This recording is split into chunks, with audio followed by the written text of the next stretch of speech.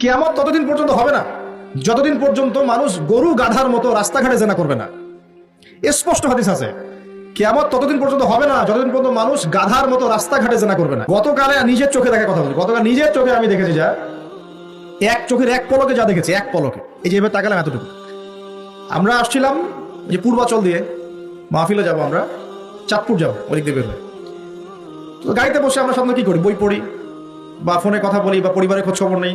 গাড়িতে বই পড়তে পড়তে চোখ লেগে যায় না অনেক সময়, তো চোখটাকে রেস্ট দেওয়ার জন্য জাস্ট একবার গ্লাসটা খুলে বাইরে তাকিয়েছে। পাশ দিয়ে একটা গাড়ি চলে গেল, একটা উবার টাইপের একটা গাড়ি চলে গেল, ড্রাইভার গাড়ি চালাচ্ছে।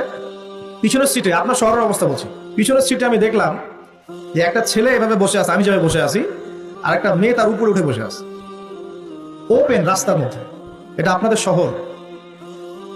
আমি যে বলি যে কিয়ামতের যত সাইন্স গুলো আছে, নিদর্শনগুলো, সেগুলো মোটামুটি প্রকাশ পেয়ে গেছে সব শহরগুলোতে। আপনারা তো বিশ্বাস করতে